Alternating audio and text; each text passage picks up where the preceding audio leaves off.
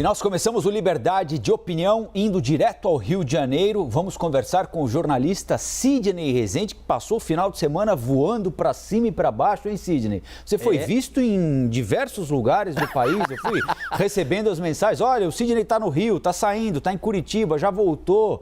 Não parou esse fim de semana, hein? Eu sou muito querido por onde eu vou, sempre muito bem tratado. A nossa audiência está muito boa. Eu não faço uma mesa, assim, eu não sou carpinteiro e nem sou também ficcionado de gastronomia para fazer pratos sobre a mesa e tal. Mas tirando isso, na conversa, no papo, no acolhimento, não só eu gosto de receber as pessoas com carinho, eu sei receber, modéstia à parte, e sou muito bem recebido. Estou de bem com a vida. Senhoras e senhores, bom dia. Colombo também. Vamos fazer uma bela semana hoje. E mesmo que os assuntos sejam espinhosos, vamos levantar o astral, começar bem a segunda-feira. Vamos lá. É isso aí, vamos lá e vamos começar falando de vacina, não é, Sidney? De uma decisão que o presidente Jair Bolsonaro terá de tomar em breve. Aquela medida provisória que foi aprovada pelo Senado, que impõe um novo prazo, diferentes condições para a Anvisa conceder o uso emergencial para uma determinada vacina, tem de ser sancionada ou não pelo presidente Jair Bolsonaro para ter validade.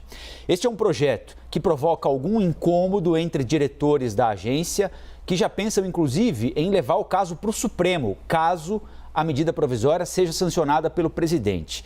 O principal ponto está relacionado ao prazo.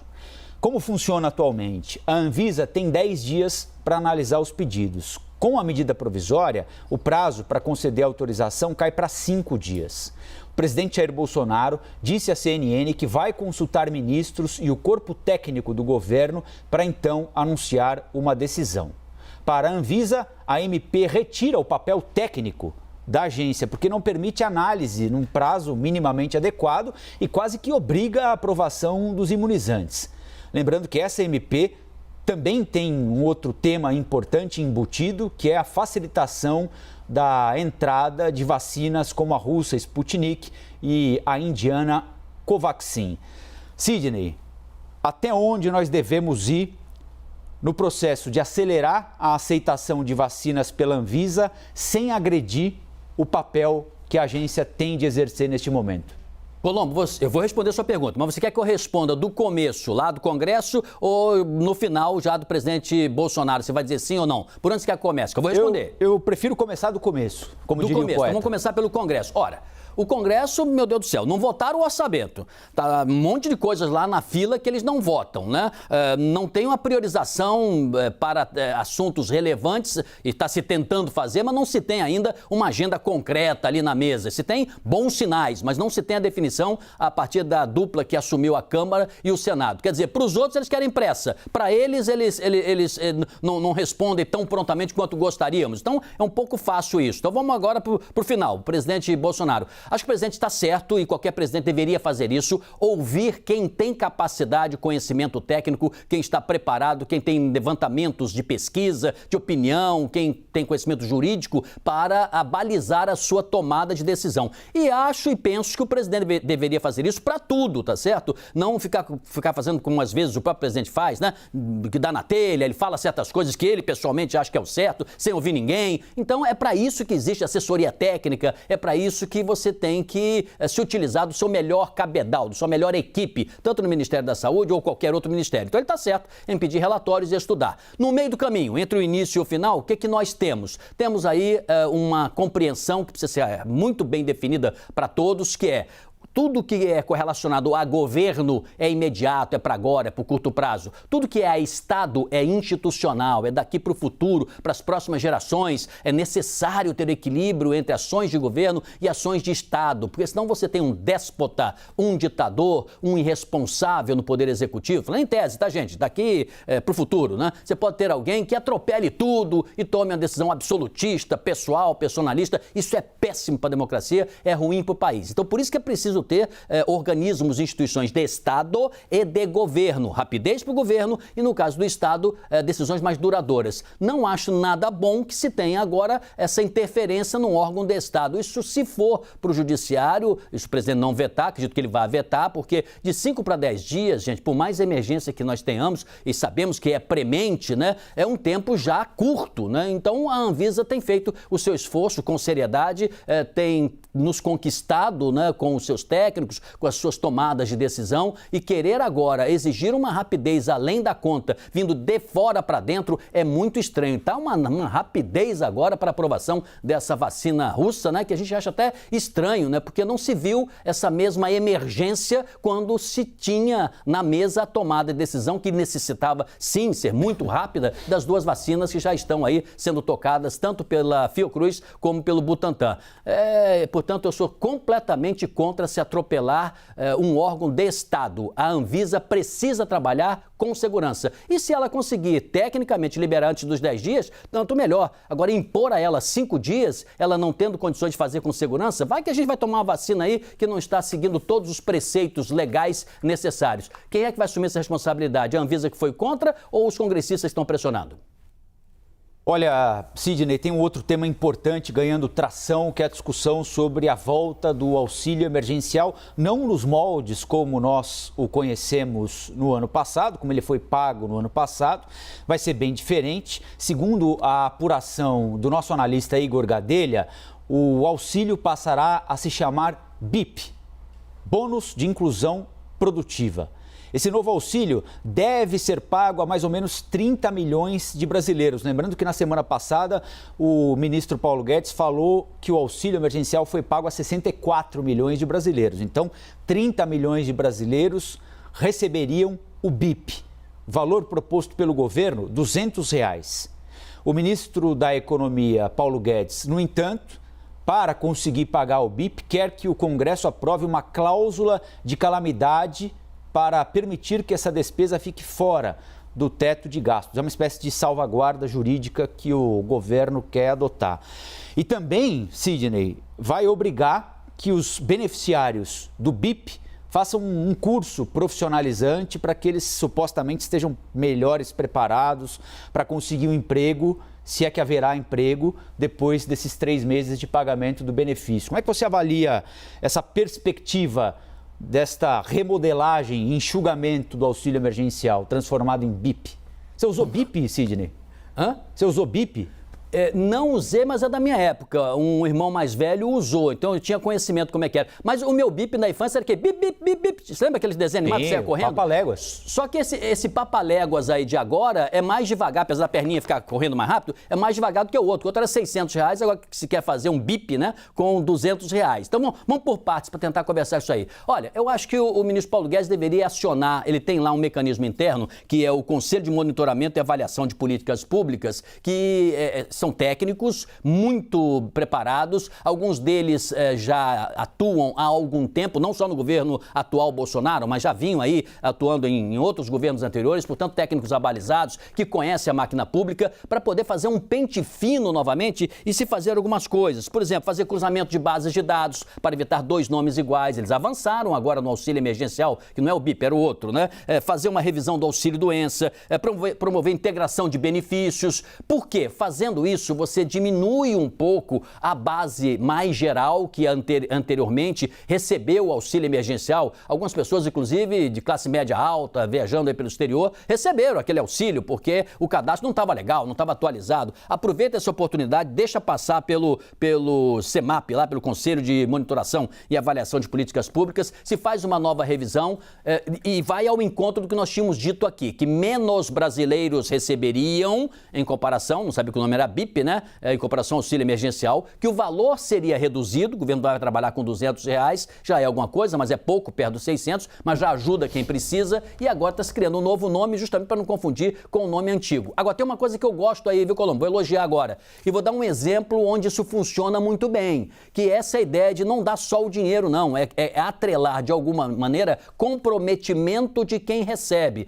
O Bolsa Família, por exemplo, estimula só receber aquela família que deixar o filho estudando na escola. Ótimo! Tem que se criar, sim, esse tipo de compromisso de quem recebe. E no caso aqui, na Irlanda, tem um sistema, Colombo, logicamente a Irlanda é menor, né, um outro tipo de desenvolvimento, mas na Irlanda você tem auxílios públicos e privados para pessoas a se recolocarem no mercado. Eles abrem, por exemplo, nas redes sociais, canais e perfis para quem não tem, eles ensinam informática, eles fazem rápidos cursos cursos de recolocação, eles orientam que tipo de roupa você deve vestir, como é que você deve se comportar, como é que você deve agir em futuras entrevistas de trabalho. Ou seja, eles ajudam a equipar o trabalhador a se preparar para o difícil mercado de trabalho. Então, o que o governo brasileiro, a princípio, está se pretendendo com essa ideia é criar esse tipo de facilitação também e preparação. Você receberia o dinheiro, mas você teria também auxílios parecidos. Na Irlanda funciona, valeria a pena aí a embaixada brasileira que alcança aquele país, né, enviar dados para o governo brasileiro, que seria, me parece, uma contribuição na prática, como é que funciona. Aqui se quer até atrelar carteira verde e amarela também. É uma outra possibilidade, que é fazer com que engrene uma ideia de Paulo Guedes que até agora não funcionou de forma devida. Tudo que é a favor de geração de emprego, eu sou completamente favorável. Então tem esses prós e contras aí, viu, Colombo? Esqueceu meu nome, Sidney? Hã? Esqueceu meu nome? Eu tava na caixinha aqui do comentário, até mudar para o outro. A idade é um problema, viu, Colombo? A idade aqui agradando você descobriu a América, você é uma pessoa muito grande e tem que recolocar aqui na minha cabecinha pequena. Tá bom. Olha, Sidney, tem um outro tema importante para a gente tratar aqui no Liberdade, que é o seguinte: independência do Banco Central. Né? Um tema também debatido há muito tempo, né? Hoje tem uma reunião do presidente da Câmara, Arthur Lira, com o ministro Paulo Guedes, ministro da Economia, e com o presidente do Banco Central, Roberto Campos Neto. Eles vão tratar desse projeto de autonomia do Banco Central. O projeto tem um relator, que é o deputado Silvio Costa Filho, que já entregou à Câmara um parecer favorável à autonomia do Banco Central, que daria, por exemplo, mandatos fixos de 4 anos para o presidente, para diretores da instituição. Essa sempre foi uma das prioridades da agenda econômica do ministro Paulo Guedes e aparentemente vai andar. Se será aprovada ou não, são outros 500, mas aparentemente será colocada para votação em breve. Sidney, o Banco Central precisa ser autônomo? Se você acha que sim, por quê? Por que um Banco Central autônomo dá mais segurança ao mercado e pode, de alguma maneira, transmitir mais confiança aos investidores do que um presidente de Banco Central, por exemplo, subordinado a um determinado ministro, a um determinado presidente? Vamos lá, vamos tratar desse assunto espinhoso. Primeiro, o Banco Central ele já é independente operacionalmente. Isso nasceu no governo Fernando Henrique Cardoso. É bem verdade que Fernando Henrique e Lula tinham visões distintas sobre isso, mas ambos mantiveram a operacionalidade do Banco Central. Mas ele não é ainda independente, como o atual governo se pretende, nem nos modelos liberais.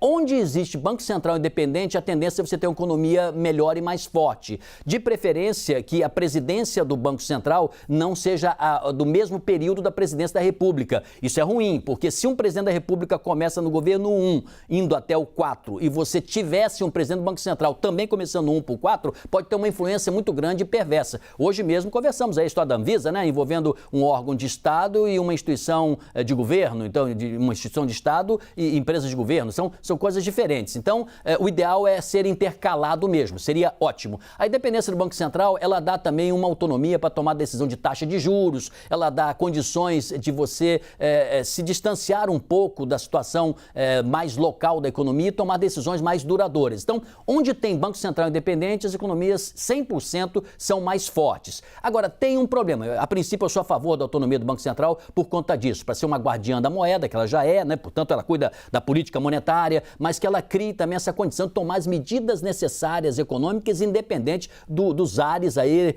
do governo, para onde a vela do governo for, independentemente disso, o Banco Central é um grande guardião, acho que isso ajuda o país. Agora, temos um problema aqui no Brasil, diferente de outros países, que eu peço o cuidado do senhor e a senhora para não ficar tão entusiasmado com o sim que eu dei agora há pouco, que é um pouco essa união que às vezes acontece um pouco promíscua, né, de algumas agências reguladoras que deveriam ser independentes com aqueles que ela fiscaliza. Então, estou dizendo isso porque um Banco Central independente pode agir de certa forma, a grosso modo aí, como uma agência reguladora. Então você pega agências de energia e é preciso saber, no caso da ANEEL ou da Anatel ou da ANAC, né, qual é o grau de proximidade que elas têm com o objeto pelos quais ela tem que regular. Se o Banco Central conseguir se distanciar dos bancos privados, principalmente, vai tomar decisões autônomas importantes. Mas se o Banco Central ficar, além de independente,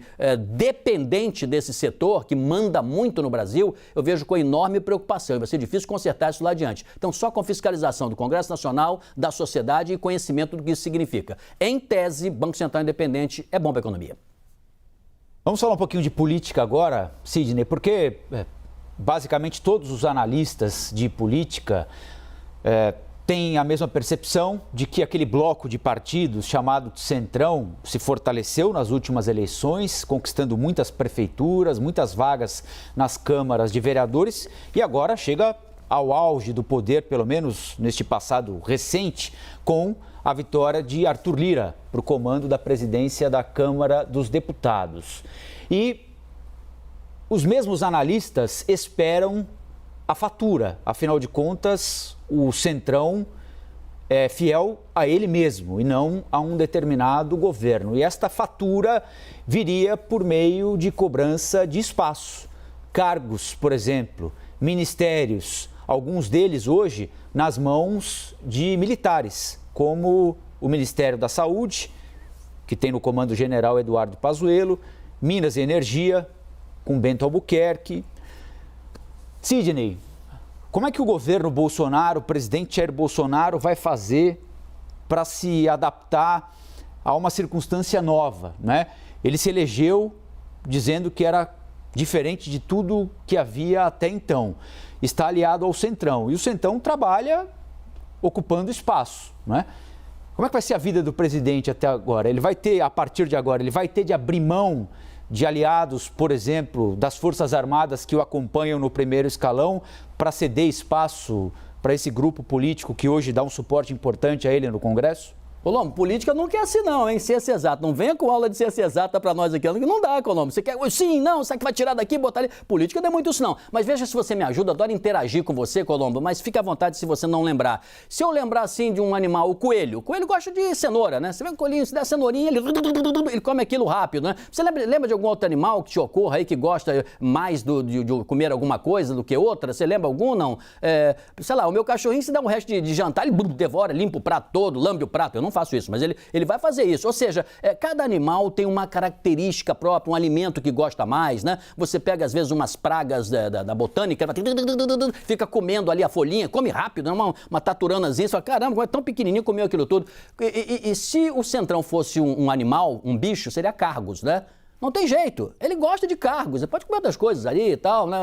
Experimenta, mas gosta de cargos. Então o Centrão vai crescer para cima do governo e vai ser mais nessa linha. Ué, mas o governo apoiou o Arthur Lira, quer dizer agora que vai ser o grupo do Arthur Lira lá, o grupo do Congresso é que vai pressionar o governo? Sim, o risco maior é o presidente da República e o governo federal ficar na mão do tal do Centrão no Congresso ou o oposto. O Centrão, apesar de gostar, né, como o coelho gosta de cenoura, de cargos, ele pode se aguentar até não recebendo os cargos que deseja, mas vai criar um trabalhão, porque é organizado, é profissional, faz isso há muito tempo, tem história, a história é muito viva de vários exemplos, desde o edando que se recebe, né, do Roberto Cardoso Alves, lá do passado até o dia de hoje, faz parte da história brasileira, antes da vinda da ditadura militar, uma espécie de outro Centrão, né, com outras características, outro nome atuava, então não acredito que o governo vai tirar militares para dar para o Centrão, mas o governo vai ter que ter um jogo de cintura danado,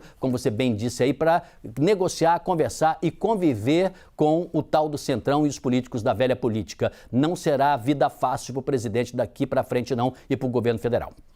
É isso aí, Sidney. Acho que para uma segunda-feira está mais do que bom, não é? Você ficou aborrecido porque eu esqueci o seu nome naquela hora? Porque eu não esqueci, mas esqueci? Não, eu achei curioso. Às vezes acontece, rapaz. Colombo, você é menino ainda. Quando você chegar na minha idade, acontecem umas coisas, a gente esquece e tal. Mas ainda bem que eu lembrei. Colombo, eu acho que ninguém troca mais nomes nessa emissora aqui do que eu. É mesmo? Acontece com você também isso? Já troquei o nome de todo mundo aqui, inclusive da Elisa, que passa 5 horas sentada ao meu lado aqui. Não, isso acontece, porque a gente fica, o público precisa entender tecnicamente, você fica assim, pensando as palavras, o formato da frase, o que você vai dizer depois, e mesmo pensando assim, de vez em quando eu dou umas escorregadas, não faço aqui bons comentários, embora tentando acertar, então isso acontece, mas eu erro muito mais que você. Colombo, muito obrigado pelo carinho aí, até amanhã. Mas só para encerrar, você sabe que eu já fui uma vez chamado por um famoso narrador de futebol de Cristóvão. De Cristóvão? Já que fui. Cristóvão Colombo, né? Foi essa confusão que ele fez. Eu sou chamado de cisne, tem um senhor que me chama de cisne há muito tempo. Oi, seu cisne, bom dia. E aí, ele não consegue entender que é cisne. Ele chama de cisne. Oi, seu cisne, como é que vai? Pode ter alguma semelhança, já que falamos de reino animal, né? Mas não acredito, não. Se falasse pavão, seria mais próximo. Tá certo. Falou, Sidney. Até mais. Um abraço, tudo de bom, Golão.